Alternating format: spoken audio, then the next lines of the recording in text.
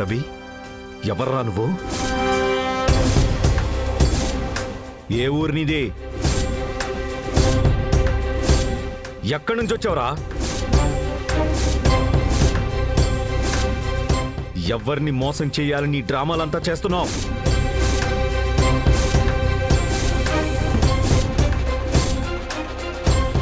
ఏంటి రవి, ఏం మాట్లాడుతున్నారు? నాకేం అర్థం కావట్లేదు. అర్థం కాలేదా? ఆహా.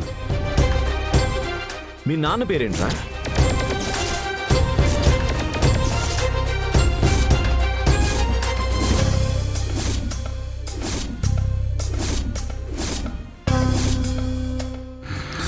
అదెందుకిప్పుడు? రవి, తను మనింటికి కాబోయే అల్లుడు. ముందా కాలర్ వదిలిపెట్టు. ఏం చేస్తున్నావు? ఏంటి పని?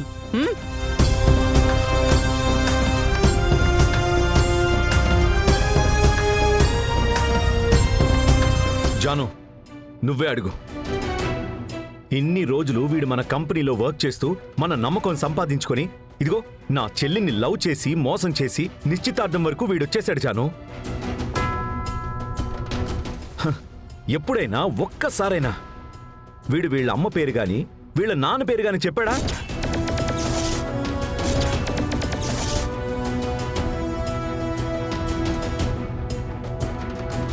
ఎందుకు చెప్పలేదు? నువ్వే అడుగు జాను.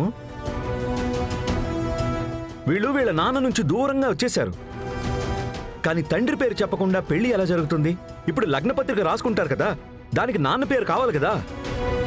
ఎందుకు ఇప్పటి వరకు చెప్పలేదు?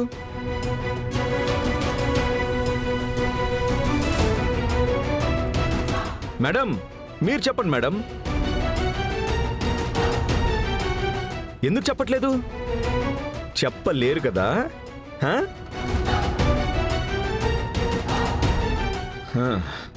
జాను, నేను చెప్తాను జాను. వీళ్ళ నాన్న పేరు కాళోజీనాథ్.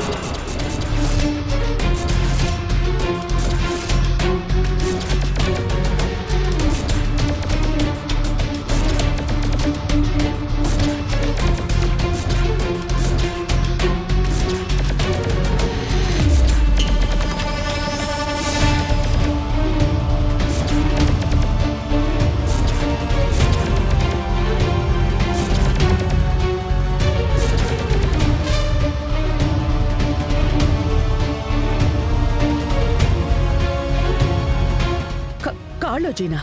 అవును జాను, కాళోజీనే.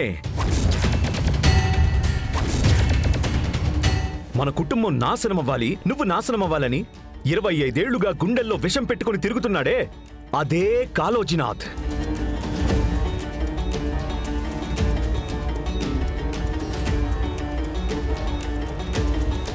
ఆయన గారి కొడుకే ఈ ప్రభు.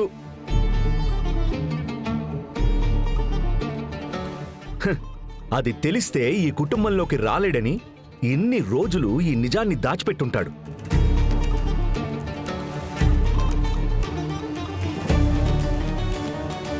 దాచిపెట్టి మనల్నందరినీ మోసం చేసి ఇదిగో నిశ్చితార్థం చేసుకోవటానికి పీటల వరకు వచ్చేశాడు.